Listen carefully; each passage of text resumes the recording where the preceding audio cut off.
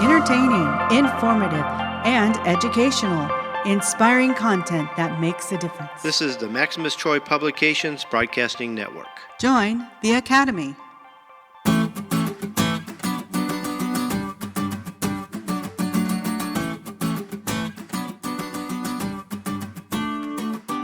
The Breeders Academy proudly presents Bred to Perfection with Kenny Troiano, a show for serious breeders. Whether you are looking to create a new strain or simply improve an old one, you have come to the right place. Daddy, I want more chickens. Oh, boy. Now, here's your host, Kenny Troiano. Well, hello everyone, and welcome back to another episode of Bred to Perfection. My name is Kenny Troiano, and this, my friends, is the podcast devoted to helping you become a better breeder and taking your strain to the next level. That's right, my friends. It doesn't matter if you are brand new to breeding or you've been breeding for many years. There is something all of us can do to improve our fowl for future generations. I think Dad wants us to pick up where he left off. Teaching people, breeding things. You know, the family business.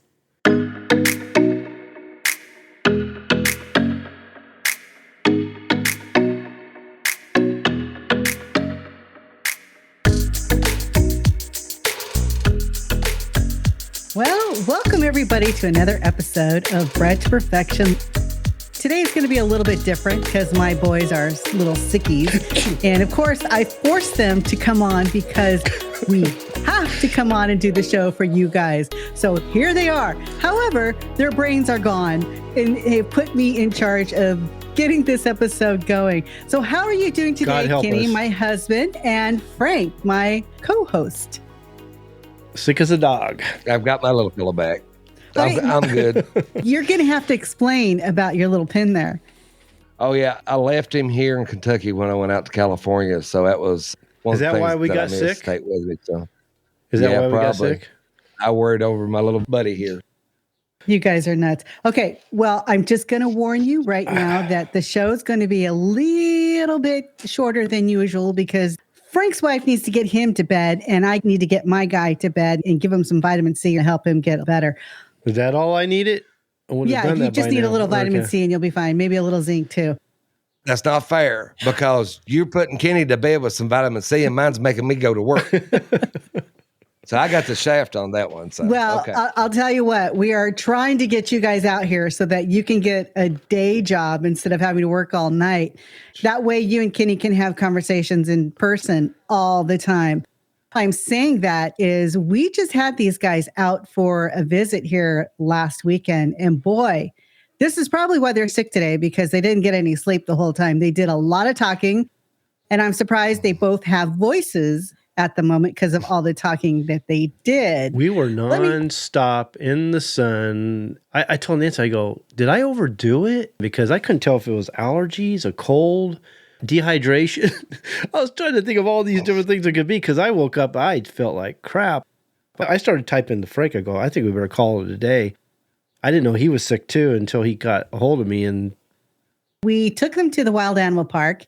As we were walking throughout the park, these guys were continuously talking. Of course, Tani is photobombing them as we're going.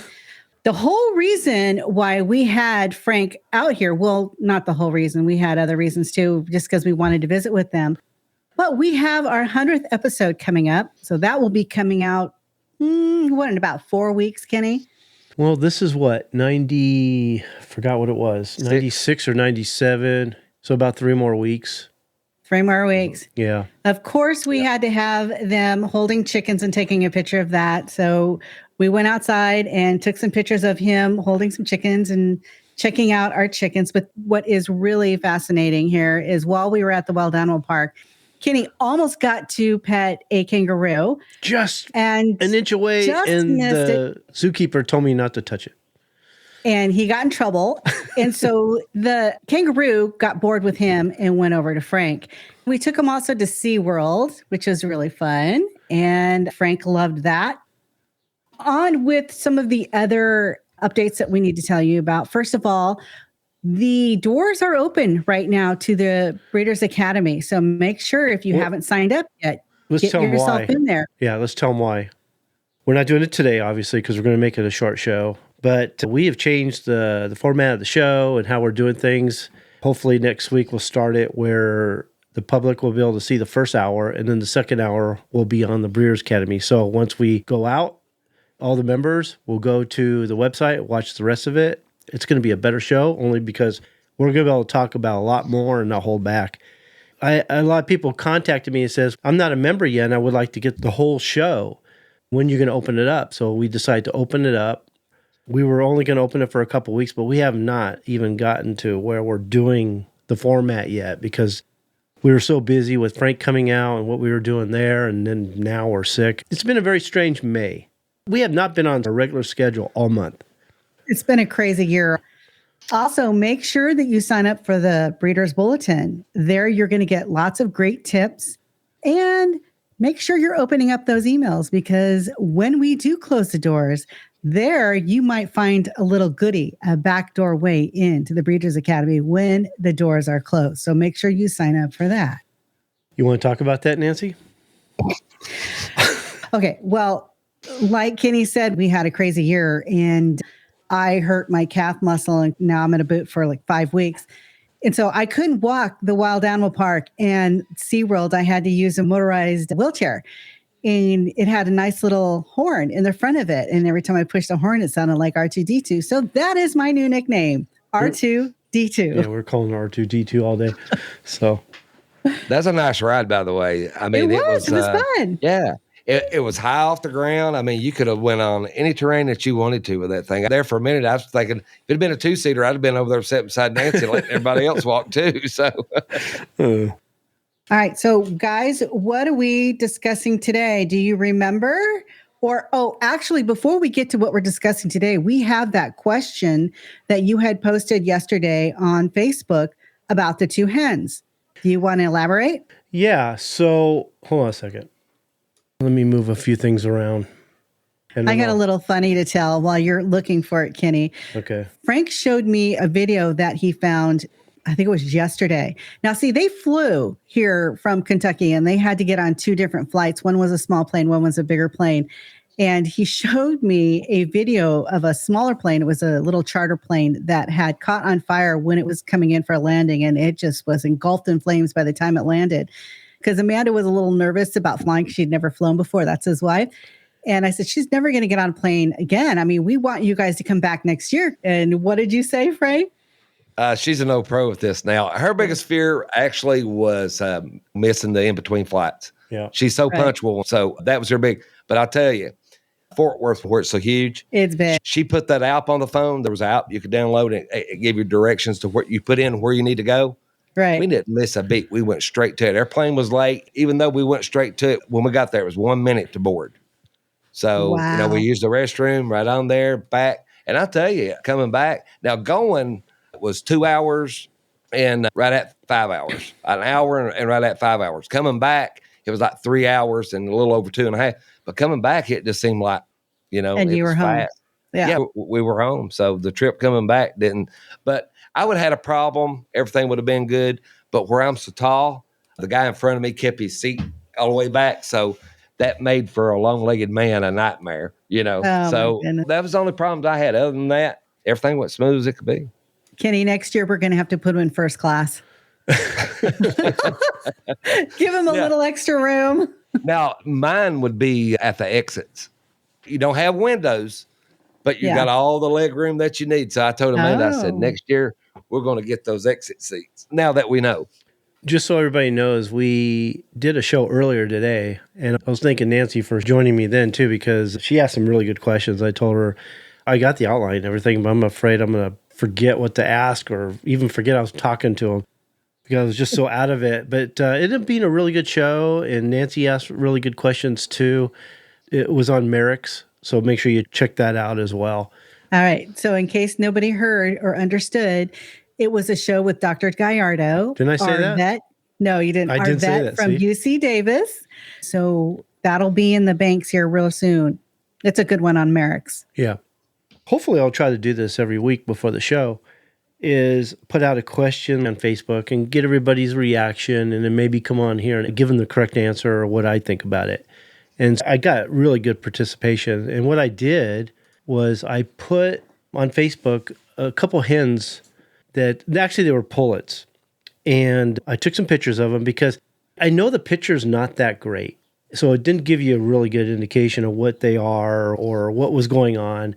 But I thought it was enough to get everybody to participate and figure out which one needed to be culled. And I basically just said, can you tell me which one I culled? And I got every answer under the sun. Some people picked one bird. Some people picked the other bird. They gave really good answers and reasons for their selection. So I was really impressed, actually, the participation we got. And the way the picture was set up, I almost agreed with most of them. But you can't see it from the picture because the one that I culled was on the right. And because it was a lot closer to me, you couldn't see the fact that the pullet was, and these are sisters, by the way, was so much smaller, she looked like a bantam. And that was maybe one of the biggest reasons I culled her. But she had a little bit of a humpback, which I hate, okay, which was really the only defect. But she also had a little bit longer back, which made the tail come down just a little bit. Now, the other hand, she's at a 3/4 pose. So you're not seeing her the way you should be seeing her. And I took another picture of her this morning and posted it. Now, some people were mentioning color. Color wasn't really the issue for this particular family. This is my Sangreal family. And some people thought she had duck toe, and they mentioned some other things, something about her wings being too far up and too far back. It might have been just the way she was holding them at the time. But you can see on the left, that's the hen that I actually ended up keeping. So you can kind of see, if you look carefully at it, you can see how much smaller her sister is from her. I mean, even her head was like half the size of her. And she wasn't exactly a huge hen. That one on the left is not what I would call a huge hen. And I get it. She's not perfect. She has her issues, but she is a pullet. She's going to change quite a bit. I'll make my final selection when she gets about 1.5 years old, maybe 2 years old. But I was really impressed with the response that I did get. And so it was kind of cool. I enjoy those.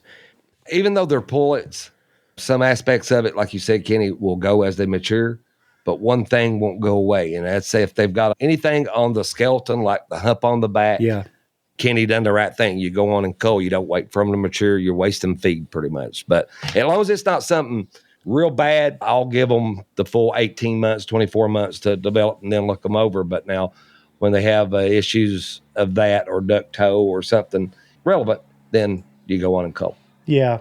Like you said, the humpback was really the only defect the bird had. If you looked it over otherwise, you would think it was a fairly good hen. And I gave a hint, too, that they were sisters. And if it was just by itself, you wouldn't have clued in on the size. You would have thought, okay, well, she's okay. You know what I mean? But the fact they are sisters made the difference, because we could be talking about growth and development issues. We could be talking about mitochondrial DNA. But whenever you have a group of siblings, and the other sisters were just like the one that's on the left-hand side. But when you have one that's noticeably smaller, even though she has everything going right for her, you need to call her, because that's telling you something. She's lagging behind. She's not going to catch up. You want to get your strain smaller, you breed to that hen on the right. That's going to bring your strain down. That's going to make your strain smaller over time. Now, I have to say this picture is a little bit of an illusion, because the one that you say is smaller is in front, and the other one's in back. So she doesn't really look that small to me from this picture. Yeah, it's big on my screen right now, so I can kind of see it. And maybe because I know it too. I was there. Right. And I looked at him for a while, making sure that was what I wanted to do. And I actually took the picture, went in my office, was kind of looking it over, trying to decide, because she was noticeably smaller. Then I saw the hump in the back. I said, nope, that one's a goner for sure now. But that size is an issue. The fact that she's smaller than her sister, that becomes a big issue. I could tell which strain it was, Kenny, just by the color itself. Yeah, especially the one on the left. Just by the color of the hen. You can't see the color on the right-hand side because they were kind of shaded, and a lot of people mention that. But the one on the left, single picture that you've got, you can see her color real well. I hadn't saw that till today, and then when I seen that picture, I was like, well, I know which one that is. Because you've been here. You know, you can see the difference between my Maximus. My Maximus has a much tighter, darker stippling, a lot more mahogany. Not as much shafting in the Maximus, whereas the Sangarel does have some shafting, quite a bit of shafting. I'm going to have to work on that over time. Even the stippling, even the barring that you see within the wings, even my Maximus has a much tighter, whereas the Sangarel has a much broader, wider, bigger penciling than the Maximus. So the color is quite different. I do keep good records. I mark them real well. I make sure I know who's who. But honestly, if I wanted to hatch a bunch and put them all together, I would know exactly who's the Sangarel line. It wouldn't be hard to pick them out, cocks and hens. So there you go. That's the one that got cold. So what are we talking about today? What's our subject matter? What do you think? You're the host. Does anybody know? Okay, I'm going to tell you. I just was seeing if you knew. But since you're brain dead, I will tell you. Are you on the right path? What's so funny? Did I miss something? Because you're shaking your head at me like, well, you helped me create it, and now you're asking me what it is. I'm not sure if I'm the one that's sick or you're the one that's sick. So, well, she's calling you brain dead, so that puts me in the same category. Exactly. Because I'm just as bad. Yeah. Why is it so important to know if you're on the right path or not? And why do we need to discuss this? If you're looking on like social media, Facebook, some of my other pages, even maybe YouTube, you look at the difference with people that are not members compared to the ones that are members, you can tell big time that they have a different mindset. They have a different way of looking at things. They're more in tune with what they're doing. And so Nancy and I kind of sat down and said, okay, what are some of the indications that determine whether you're on the right path or not? You know, and some of them may not be what you expect. Some of them are more related to the breeding and the selection and the creating of the strain, but some of them is the way you think, the way you feel about things, your mindset. I think that has a lot to do with it too.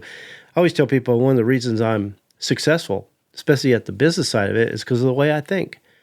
It's like, I'm not stopping. I'm going to keep going. I'm never going to quit. And so one of the ones that we were talking about was, are you having fun? And I see that from my members, Frank, that they're having fun. They're enjoying what they're doing. They're excited, especially once they see there's a path, the way the Breeders' Academy is set up, the Founders Program, everything. When I do coaching calls, I can see they're excited and they're having fun. That's the reason we do this. If there wasn't any fun or enjoyment, or if we wasn't passionate about what we do, I wouldn't be doing it. Yeah. And that's the reason I always tell everyone, too, when they're just first starting, make sure it's the birds that you like the best. Don't settle for just any bird, because I'll tell you, down the road somewhere, you put a lot of time in them and you start making progress with them. Then you look at them and say, you know, I really didn't want this strain, or I really don't like this color, or I really don't like these birds. And then you go back and you start over again. So make sure when you're first starting, it's what you want, because we have to look at them every day. So we want them to be for our eye. And another thing is, each eye is trained differently in the beginning. When we start, you can see, just like Kenny breeds his birds, I breed my birds. But you can see in what we breed and how we carry our eyes, how our eye is trained to the correct conformation, the color, everything that you see about the bird. Mm-hmm. So that's another thing as far as training your eye as you go and educate yourself. Well, right. That leads us right into the second one, is you're constantly learning. Because if you weren't constantly learning, you wouldn't be able to pull forward. Yeah, I mean, you know, you got to be curious. You want to learn. You want to advance. And then when you're learning, you're growing. And when you're growing, you're improving. And that's the main thing. And there's a satisfaction to that. Even as much as I know, I don't feel like I know everything. Frank's seen my library here. I'm always pulling out books, still learning all the time. And that excites me. And then what I do is I see where it fits in with my programs. And then I share it with everybody else, and that excites me too. It's like one of those things, if you're not learning, you're becoming stagnant, and it starts getting boring. And then are you having fun? I would say no, you're not having fun. So it's all about improving yourself as a breeder, improving your fowl, and learning how to do that. And that's what I've tried to do with my books. That's what I've tried to do with the Breeders' Academy, and it's exciting. It shows in the birds. Your education of what you know on breeding actually shows in your birds. Now, that could be really bad, it could be mediocre, or it could be just great. But I think if you look at people's birds, their education shows in their breeding of the offspring that they're producing. That's right. Like Derek's saying here that he's having a ball. I eat, breathe, and sleep this stuff. And you know, that's true, because Kenny he still does, talks about chickens constantly. And we are going to be married 40 years this year. And so you're talking 41 actually, because we were together for a year before we got married. 41 years I've had to listen to him talking about chickens. So yeah, you eat, breathe, and talk about this stuff constantly. I mean, you got to think like Derek thinks, because if you're not, then you start asking, what am I doing here? Why am I doing it? Dustin says, I'm having a lot of fun, but now looking at and analyzing every bird on my farm, thinking, what was I thinking? So, yeah, I mean, that goes right along with the learning process. You're constantly learning. So you're understanding what you may have done wrong or where you need to go. Let me say something real quick, because I wasn't really done with what he was saying here. I get this all the time from members when they first join, is I didn't know. I thought my birds were fine until I started reading some of the programs and courses inside the Breeders' Academy and realized that I was far off. And then I've actually talked to people who didn't want to join because they didn't want to know the truth. They were afraid to know the truth. They were afraid to go in there and find out that their birds. Why would you do that? I would want to get ahead of the game. Yeah, you're probably going to have to go do some heavy culling, but what's left with that knowledge that you've gained, what's left is going to help you advance to the next level. And then from there, you're going to stay on track and you're going to improve them generation after generation. I'm sure if you asked Dustin, he'd tell you the same thing, that it was a tough thing to swallow at first, but he's glad he did it. Yeah. Well, you take it this way. You learn until the day the good Lord calls us home. But a person that says, oh, that's beneath me, I don't need to learn no more, I know enough to get me by, I don't need to educate myself any further. And a lot of times it's just the willing to not put forth the effort of basically just being lazy and not wanting to. But I see that so often. A person that's not willing to learn the whole time they're doing what they love is a person that just doesn't want to go any farther. You've got to learn and educate yourself the best you can every year, and especially on what we're doing in a breeding program. Just because it's laid out in front of you don't mean that you understand it the first time you read it. It's having the science-backed breeding program and having the knowledge to go along with it, to know when to go, when to stop, when to scratch your head and say something's not going right.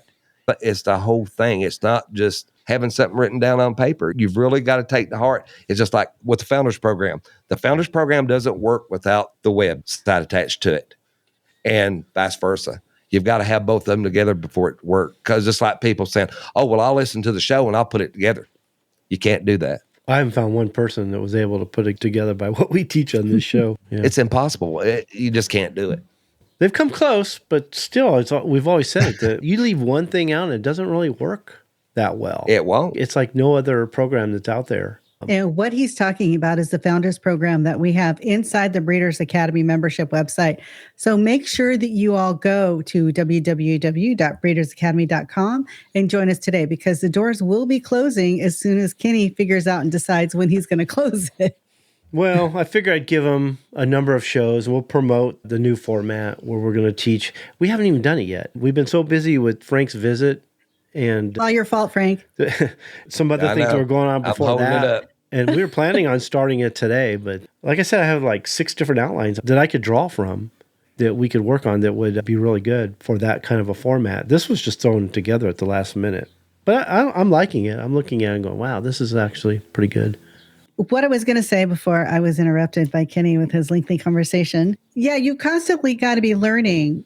But while you're constantly learning, you can tell that you're on the right path by seeing a steady and constant progress. Yeah, we say it all the time. One of the indications is, are your fowl improving each generation? Because if they're not, the offspring aren't better than the parents, then you're going in the wrong direction. Are you gaining a better understanding? Are you looking at the different breeding programs that are available? Are you looking at the Founders Program, and are you absorbing it? Are you gaining knowledge in the process, and are your fowl improving? Right off the top of my head, that's probably the biggest indication whether you're improving or not, is the offspring. They will tell you everything you need to know. Yeah. If you're lacking, if you're on the right track, they will tell you everything.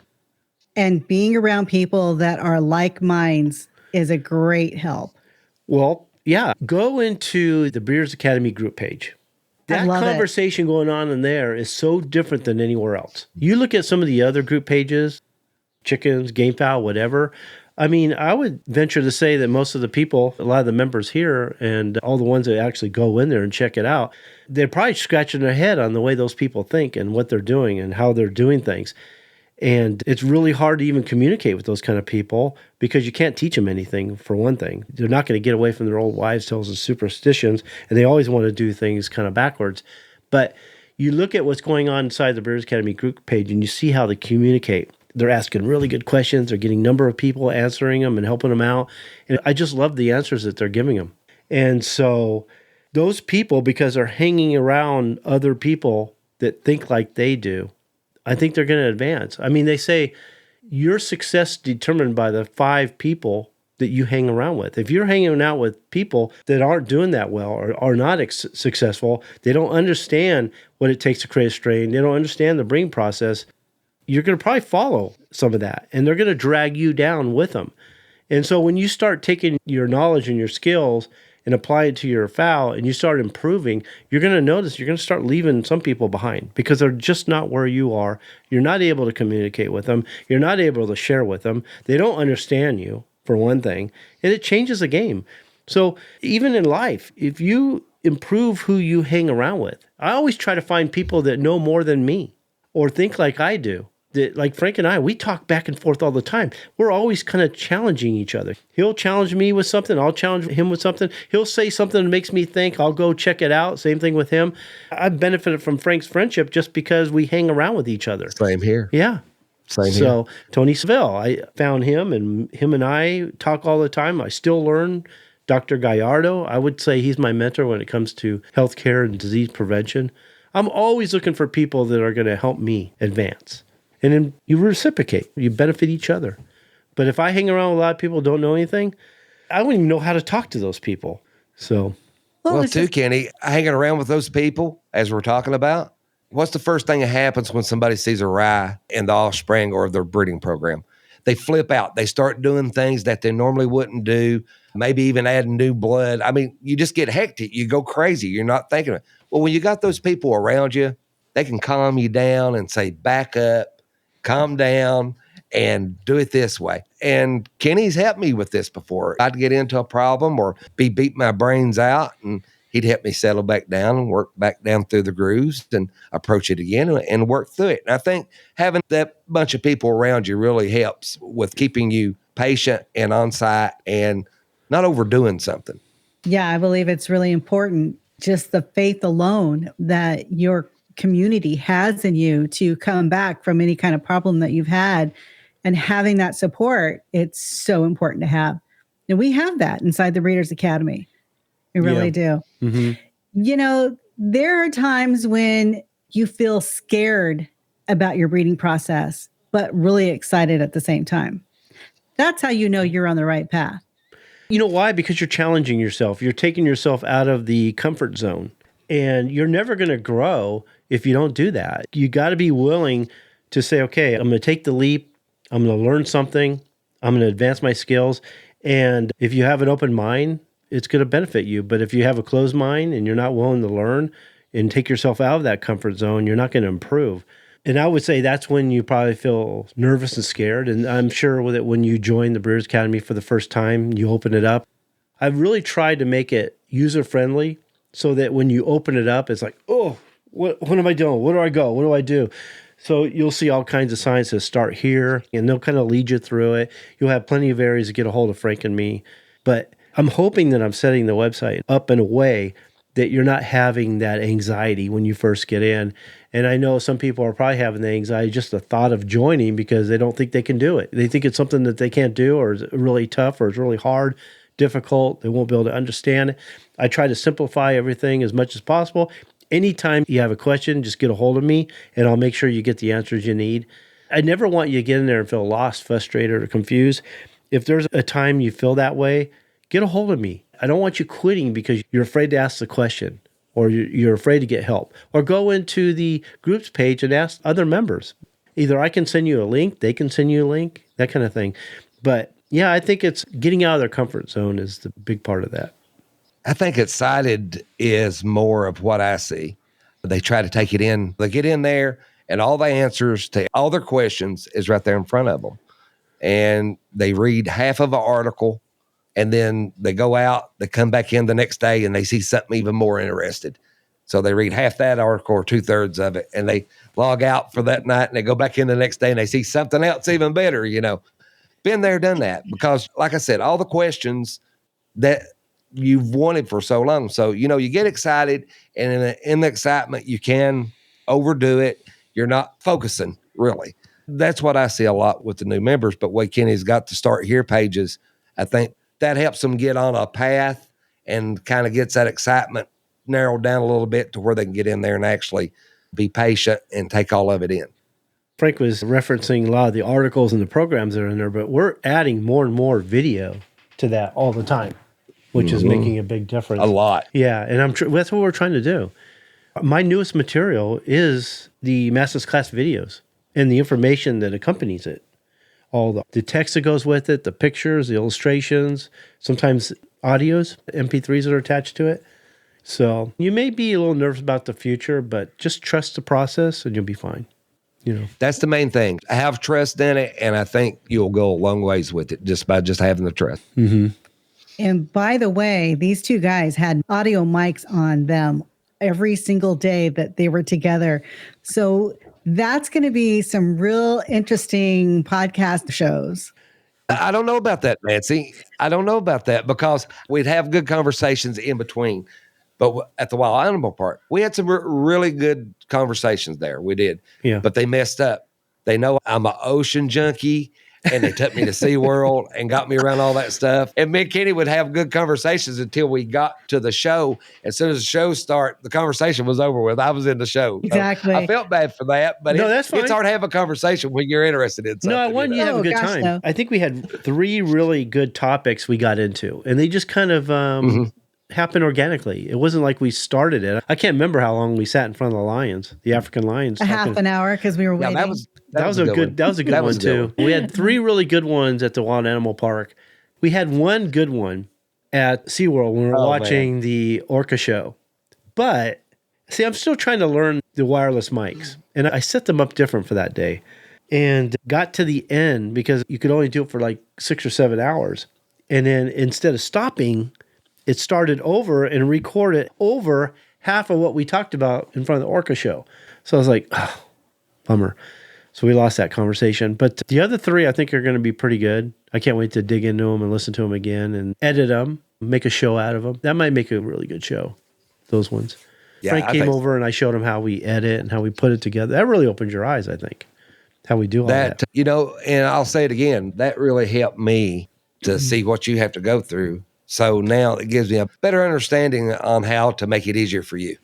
Seeing all that was great, though. Some of that stuff, technology, with what you was doing, the outlines and showing me different things, man, that's awesome. I know the first thing that Frank said when he went into the den is, wow, you have a lot of equipment.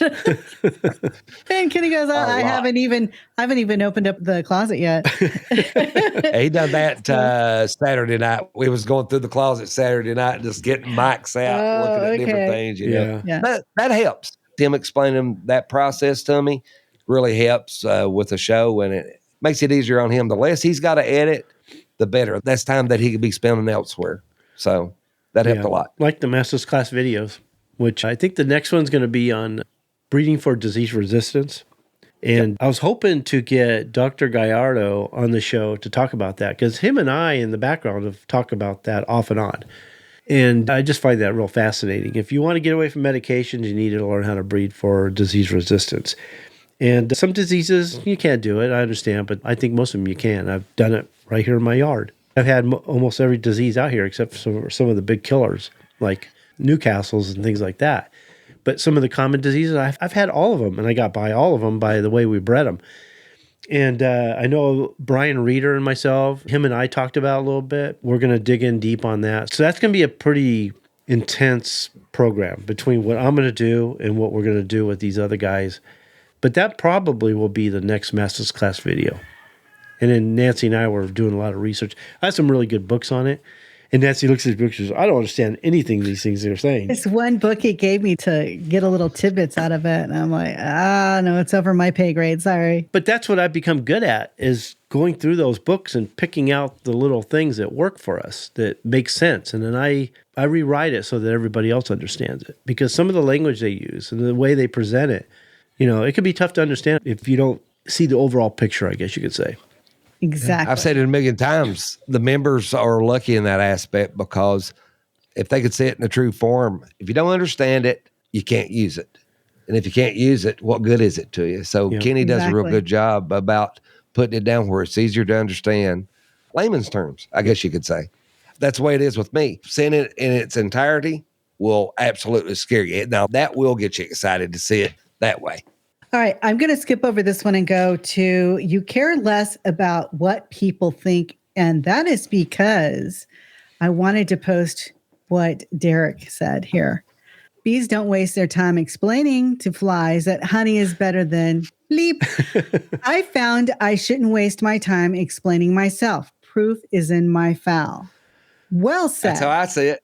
Yeah, well said. That's how I see it. That's really good. As breeders, you're going to run into a lot of obstacles. Okay.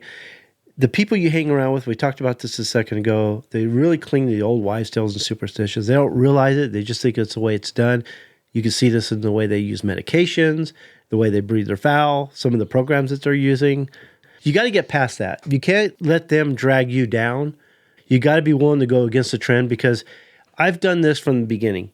When I started writing articles for the magazines, I believed everything everybody else believed. I don't know why. Down deep, I kind of felt like it didn't make sense. And I think that's why it was so easy for Tony Seville to talk with me and change my mind, because what he said made sense. And it showed me very quickly that what I've been taught all these years, what people talk about, didn't make sense.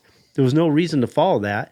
And then from that, I was able to research it and learn more and realize that everything we've been doing all these years is a bunch of nonsense. And because of that, I was swimming upstream the whole time, because everything I was teaching was against what everybody else knew. And yet I would get attacked. They would question it. But when I'd have conversations, by the end, they would say, oh, wow, I never thought of it that way. That makes so much sense. And that's what we're doing between our shows and the Breeders' Academy, is actually teaching them that there's a more common sense way of doing things, and you're actually going to make progress. Versus old wives' tales, superstitions, they're just spinning their wheels. They're not going anywhere. They're not improving anything. Look what's on social media. Those birds are awful. Does that look like progress to you? People attack what intimidates them. And I've learned this over the years. If they're scared or they don't understand something, the first thing they want to do is try to destroy it, get it out of the way. That way they don't have to walk down that road. They would stay on the path that they're on. But what you got to do is just like walking up a mountainside. If you've got people every 2 steps shoving you back down that hill, don't use that path anymore. Go over to another one. Make your own if you have to. That's what we'll go back to saying, the people that's in your circle. That's the biggest thing. Like-minded people in your circle will help you more than anything. And I think that's where the Breeders' Academy comes in, because look at, even before we start a show, they're already in there talking with each other. They're discussing things, same way in the Breeders' Academy. So we're seeing a different trend, and I'm really liking it. I really am. Well, I think the biggest difference between us and other people that teach, have their own shows, write their own information, have their own websites, is they don't want to go against the trend. So they just tell everybody what they want to hear. They keep regurgitating all the same stuff that they've been saying all these years. And we go against that. You know what I mean? It's not that we're trying to be different or go against the grain on purpose. It's that I'm just not going to teach those old wives' tales. I'm going to teach proven facts. I'm going to give them information they can actually use that's going to improve their fowl. And I think that's why I get so frustrated, is when I see these guys teaching things that they either know is not true, and even if they think it's true, they don't question it. Because when you corner them and ask them, tell me how that makes sense. Explain this one to me. They never can. This is the way it's always been done. They try to spin themselves out of it. Or it's different here. It's not like, I heard it's that different here. Yeah. One of those. We know this better than most because we've done it for so long, Kenny. And usually if it's one way somewhere, it's the same way others. When it comes to breeding, there's only one way of doing it, and that's a scientific way. Kenny was talking about the old wives' tale superstitions. is not going to get you nowhere but at a standstill or either farther back. If you can't explain it and tell me the way it works, I've got no use for it. If it just, just trust me, do it, and it works out in the end, I'm not going to take a chance of wasting my time on something that way. I want to know, you explain it to me, and if it sounds like it works, then yeah, I may do it. But until then, I'm going to stick with science. I think some people, the reason why they go with the old wives' tales and things that they've learned from their uncles and grandfathers, it's out of respect. You grow up thinking that your dads and your grandpas know everything. Like we go to the doctors and we think the doctors know everything. Well, as we get older, we find that the doctors do not know everything, and sometimes they can be wrong. Therefore, it's just a matter of changing people's mind frames into learning about the facts and understanding the facts instead of just taking it on good faith because you're learning it from somebody that you respect. You're right, Nancy. That's 100% right, because I have fell under that spell. I had my grandfather telling me stuff, which a lot of stuff he told me was correct, and still to this day, it's not been proven wrong. But some of the things, family uncles, cousins, people that I looked up to, grandfather, I looked up to them. What they said was gospel at that time when I was young. And I believed in that. But later on in life, I found out, hey, they wasn't close to being right. It was totally the opposite. But they believed they were right because they was taught by a family member as well. So those superstitions just keep going on and going on and going on. It's a good thing to believe in your family, but just double check it. Base it with science. And if it matches up with science, then I say, hey, why not? I kind of wonder their motive when all they're doing is trying to tell people what they already want to hear. And make them like them. Yeah, I guess maybe that's what it is. Because if you're pissing them off, they're not going to buy chickens from you, right? Right. So you say the kind of things that not going to get you in trouble. And I'm never worried about that, actually. I'm not the kind of person that's just going to try to be popular, I guess. It's not a fame thing to me. And it was the same thing when Tony started teaching me this stuff. I guess the biggest thing I noticed was he would teach me something and I'm like, wow. There was always that wow factor. Why doesn't anybody know this already? Some of this is just common sense. What makes them work towards something that's like an old wives' tale? And it just became important to me to share what I was learning from Tony. And I'm the kind of person, I'm not just going to put information out. I want it to be right. I want it to be factual. I want it to be usable. It's like if I learn something on genetics, and it's kind of a wow factor, it's kind of neat information, but I can't use it. There's no way to implement it into my program. Then I don't even bother with it. It's just wasting my time. And I'm just that way. I just want it to be right. And I'm wondering why some of these people, they don't care about that kind of thing. They got to know that what they're teaching is not right. That's not necessarily. I agree. Now, some yes, some no, but that's the same way with some of my classes, though, Kenny. The things that interest me that I can put to use and it make me a better breeder, I'm all over it. But the things that doesn't help me become a better breeder that I know I'm never going to use, it's hard for me to learn it. It really is. I talk to you every day about this same thing, but it's hard to comprehend when you don't have the passion or the willingness to learn it and remember it. It makes it very difficult. But if it's something that you really like, you can use, I don't have a problem learning it. None whatsoever. Maybe it's laziness too. I think that's a lot. A lot of this crossing. I think it's a lot of it. I wonder if it's laziness. It's just easier for them. I said it back in the show. I think that's a lot of it. Mm-hmm. Mm-hmm. Yeah. Learning is work. It's a form of work. You use your mind. So people can be lazy with working or they can be lazy with learning, whatever it may be. And some people just hate to read. They don't care for it. And we're trying to fix that in the Breeders' Academy where it's not all about reading. There's some ways that you can highlight the pages in there and you can listen to it. We're trying to add more, like we talked about, add more video, more audio, more pictures. So we're trying to do things that are going to appeal to more people. So another way that you know that you're on the right path is you feel accomplished every night and you're excited to wake up every morning to go and visit your chickens. That's funny that we say that because that was one thing Frank said when he got home is, I miss you all. I had a great time, but I am happy to go see my chickens. Yeah. I'll just tell you the truth. If I had my chickens out there in their business, I probably would never come home just for the weather alone. But yeah, you guys opened my eyes up to California in ways that I never thought that I would ever be saying. We only showed you a smidgen of what we plan on showing you the next few years when you come out. Well, you've sold Amanda on the first trip. So Oh, did we? yeah. Okay. So just everything that's right there within 2 hours of you guys. Exactly. She had a really, really great time. And I was listening to some of those videos. Very seldom do you hear Amanda laugh. I hear her laugh all the time, but just one of these I'm crying type laughs. I was listening to some of those videos when we was watching the shows, and she never hushed. It was just one laugh after another. I've never heard her laugh that much, really. Oh, I'm She so enjoyed glad it. she had fun.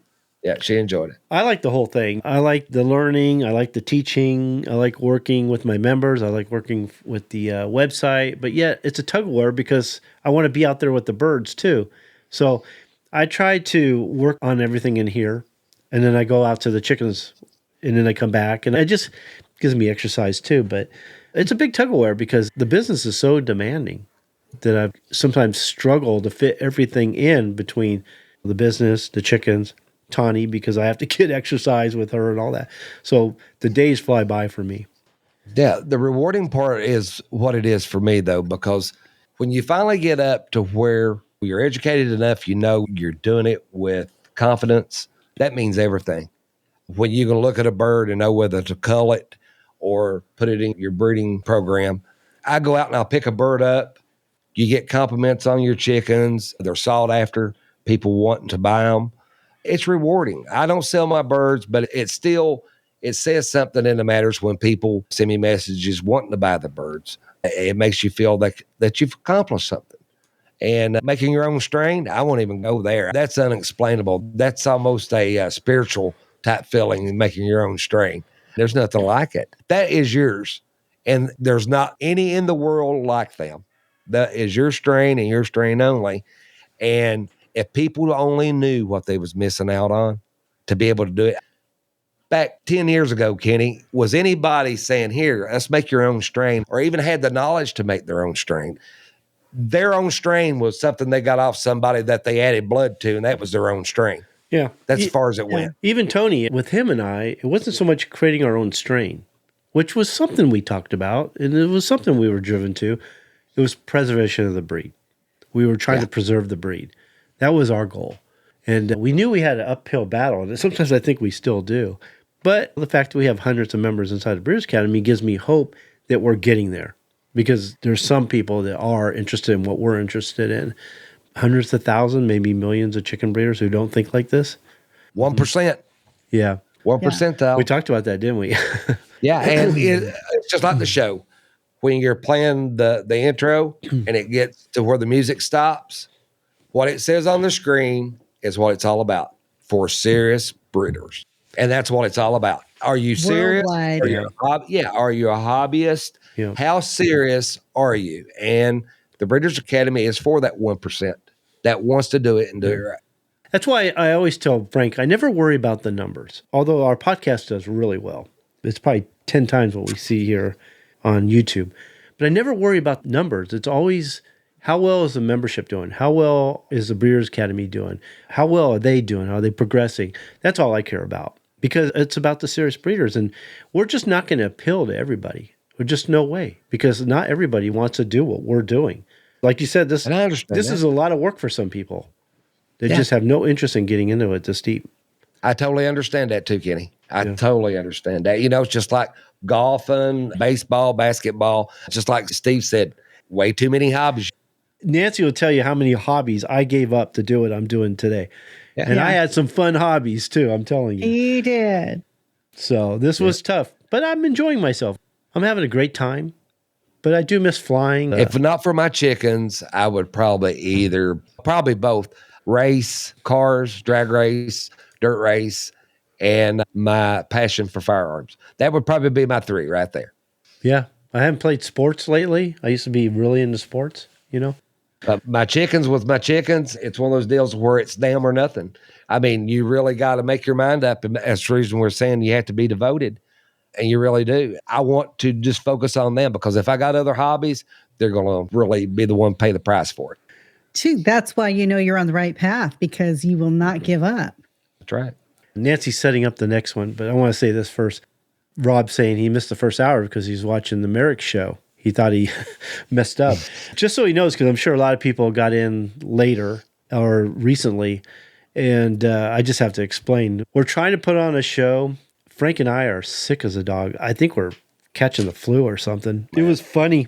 I woke up this morning not feeling good, and going back and forth on whether we were going to cancel or not. I'm still struggling. I had the show with Dr. Gallardo. I had to do that because I didn't think we could reschedule. So I thought, okay, we're already doing that. Let's go ahead and do it, Frank. And then Frank calls me up and says, Kenny, I'm not feeling good. I'm like, oh my God, what's going on here? We're both feeling sick as a dog. In the same way. The same way. I got up. I told Kenny, I said, I got up this morning and I walked in the kitchen to get a glass of water, and I could just tell the way I felt. I was like, it's not going to be a good day. No. I could feel it coming on. It's like I got a really bad headache. My sinuses are real bad. I just kind of felt fluish. And Frank's talking today, and I've come up with a few things I want to say, but they just disappear out of my head. By the time he stops, I'm like, oh, okay, I don't even know what I'm going to say now. Or I get in the middle of my sentence and totally forgot where I was going with it. So we are struggling, just to let you guys know, for those who came late. We're almost ready to wrap it up here, but I just thought I'd let you know. Hopefully, Nancy saved us, Kenny. Well, I told As Nancy, usual. this is your show, because she's the one who told us to do it. I wanted to. Yeah, No, I'm she said forcing you're them gonna to, yeah, she's forcing us. to It's her suck it fault. up and do the show anyway, So I said, because our listeners deserve to hear us every Thursday. I said, so That's what I told Kenny. Amanda was like, well, maybe just get a hold of Kenny and just explain to him that you're sick. I said, you don't understand. We got to.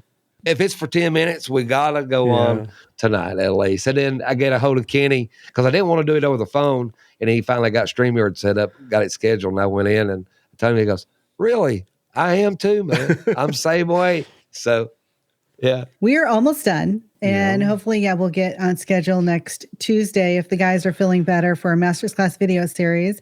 And next Thursday, we should be back on schedule because we'll give them a week to get better.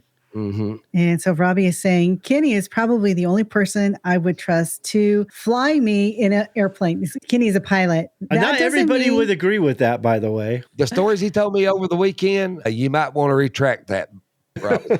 You may want to. I'm just saying. Yeah. Woo.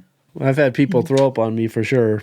We're you like roller coasters? Okay, good. Here we go. Hang on. We do not need to go there.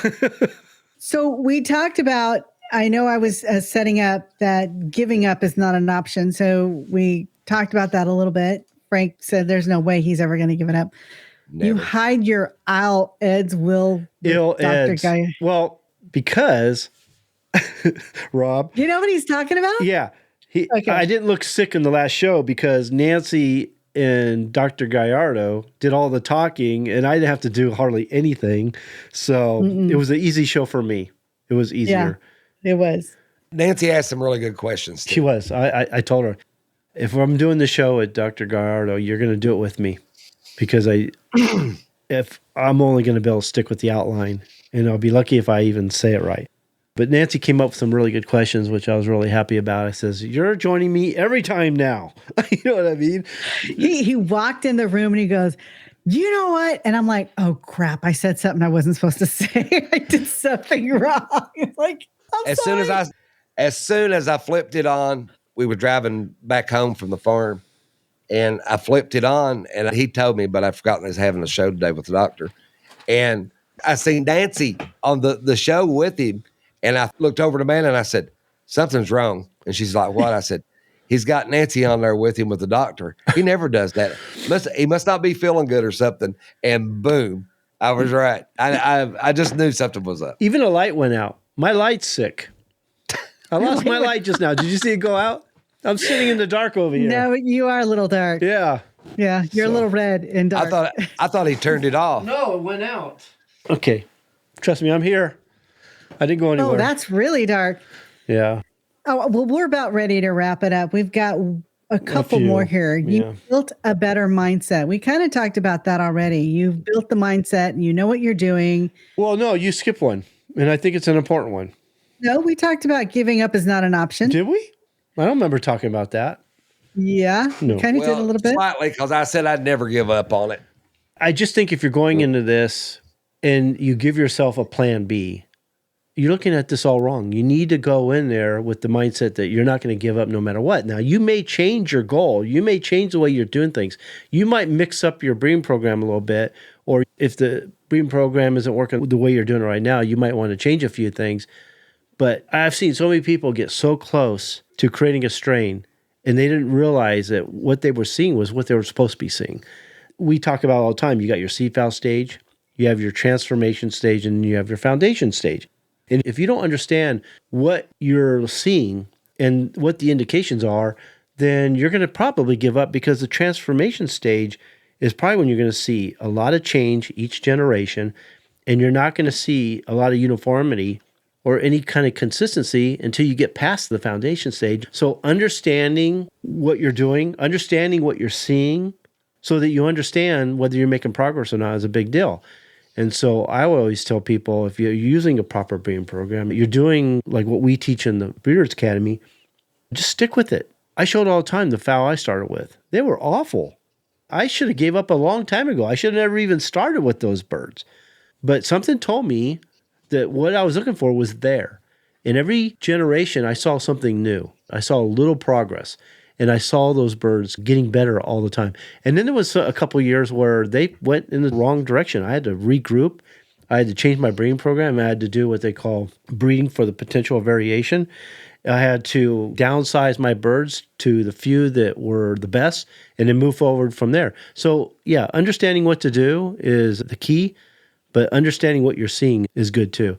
But don't give up. And know your birds. Learn your birds. Yep, that's a good one. Yeah, that's helped me more than anything. Once you've had a family for 10, 15 years, you can pretty much predict all the strengths, the weaknesses. And I'm sure Kenny will tell you it makes it much easier. The longer you breed them, the better. It gets easier as it goes. Right. And through those years, Kenny, that you were building the strain that you have today, you were also building a better mindset. You were learning more. You were getting more knowledge. You were learning where to go, how to better select. Yeah, because look at what I start with.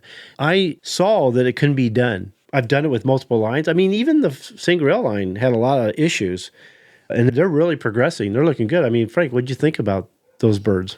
They're pretty awesome, you know? They were nothing like that when I started. The Black Pearls, they went through a lot of issues. There was many times I was wondering whether I was going to get there, and I just kept persisting and using the program and working through it, and now they're like, most people would have never thought that you could even get there with what I started from. But I've been through a lot. I've hung around with the right people. I've learned a lot. I've experienced a lot. And I have a lot of confidence in what we're doing, what we're teaching, and the progress we're making. Absolutely. Yeah, I went out each morning and I walked with him as he fed.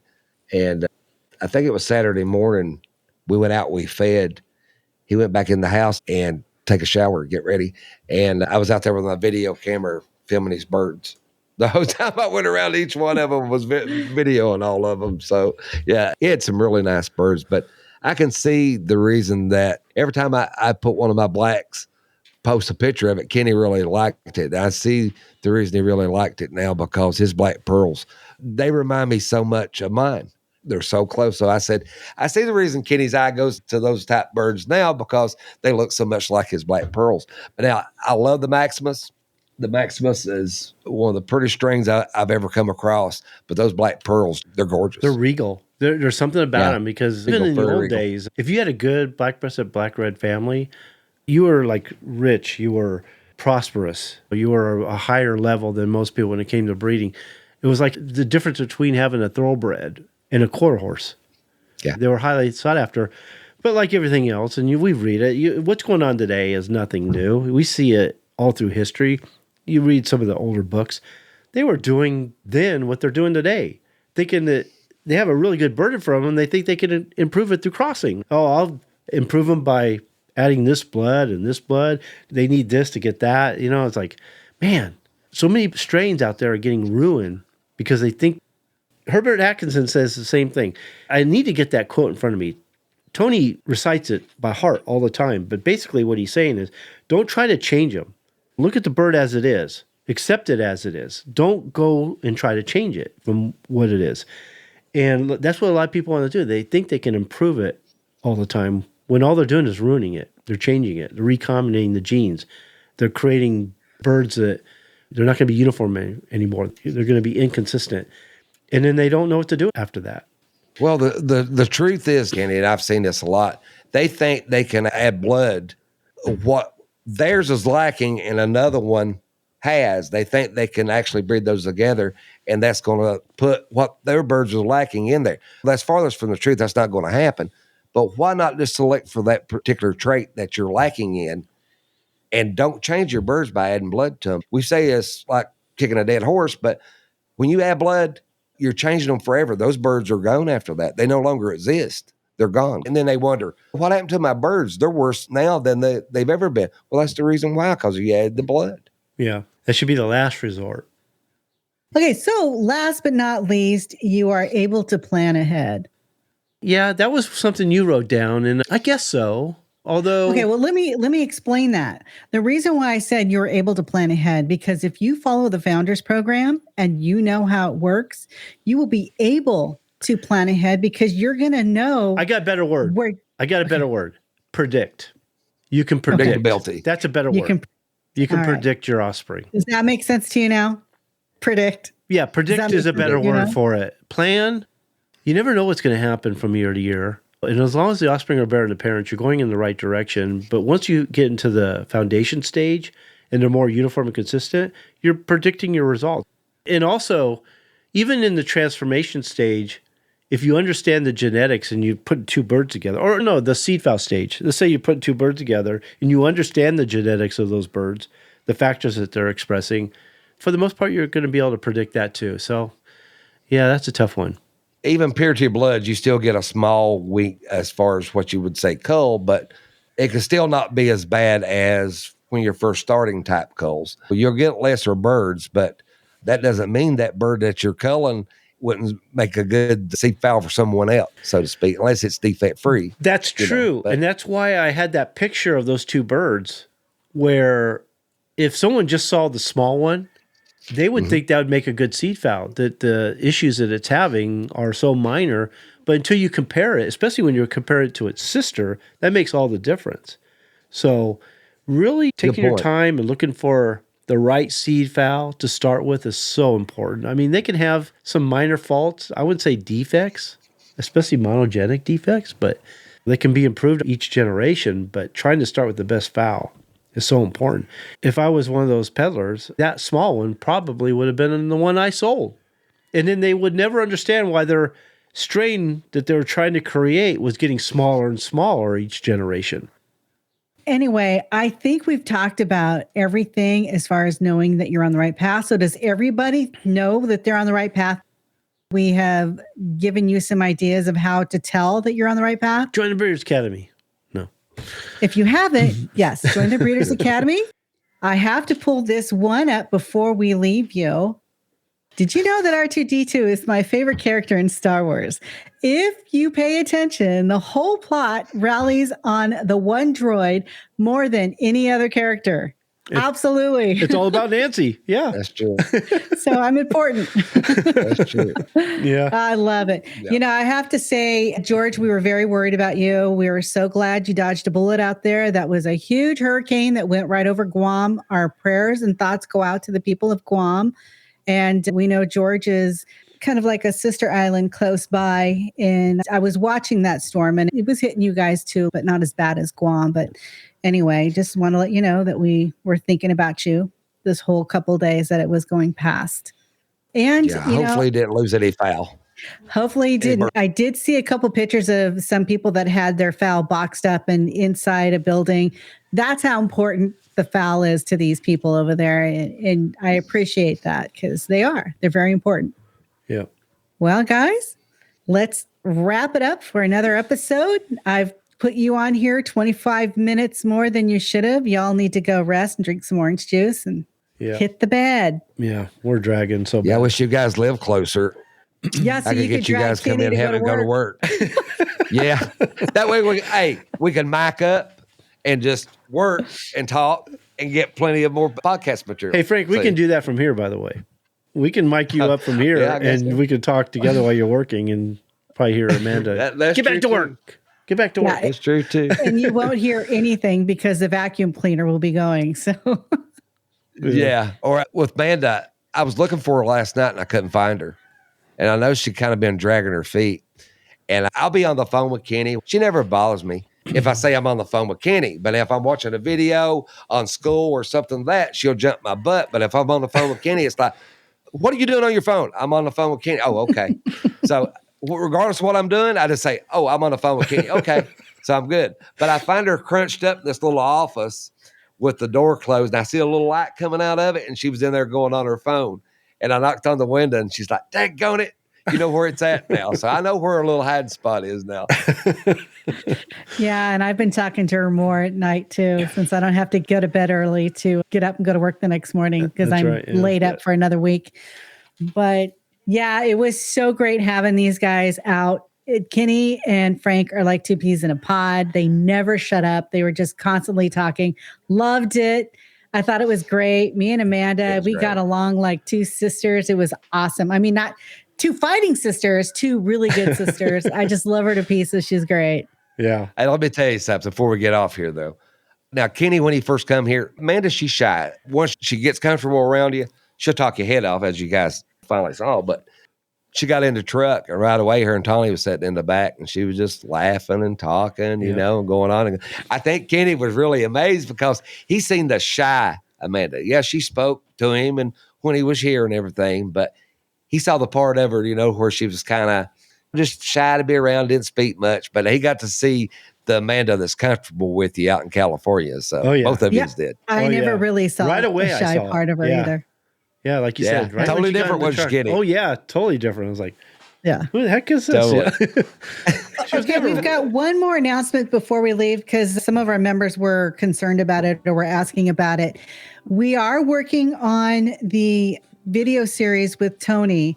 The issue has been lately is that his internet service is not working well at all. And the quality of the videos and the audio are pretty poor. So we're trying to get him to fix that so that we can bring you a good quality video and audio because you need to be able to understand what he's saying.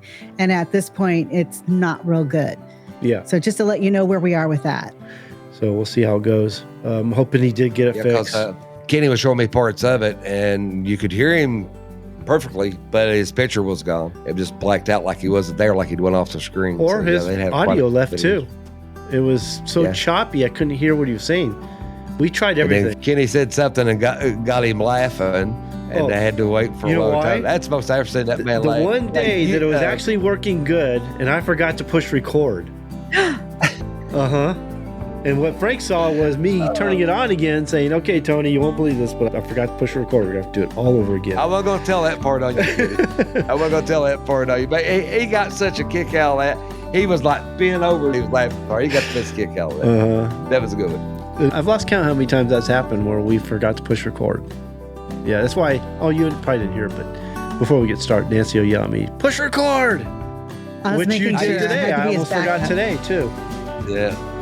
Yeah, had to be his backup today. But I apologize. We're not up to speed. I can feel myself going down really bad right now. So, it's going to be a lazy night at work. They're not going to get much out of me tonight at all. We'll be back on schedule soon. It's just been a crazy month or so. Yes. We'll get there. Yeah. Is that it, Nancy? You want to wrap it up? That's all we want to talk. Yep, let's do a wrap. Okay, so I want to thank everybody for joining us.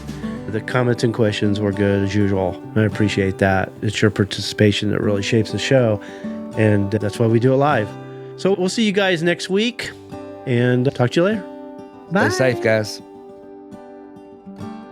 Okay, thanks for listening.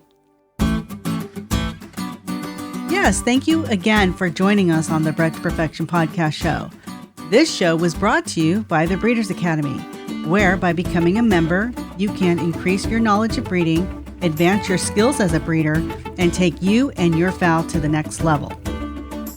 We can also show you how to create a strain from hybrid crosses or mongrel flocks, and help you to create, maintain, and improve your present strains. We urge you to check it out.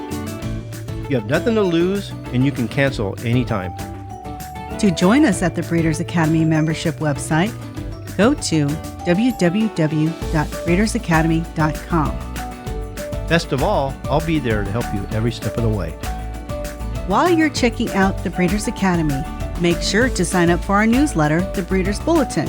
We provide a lot of free bonus materials and some great information that will take you and your fowl to the next level. Well, that's it for now. We hope you join us next time for another episode of Bred to Perfection. We'll see you later. Bye.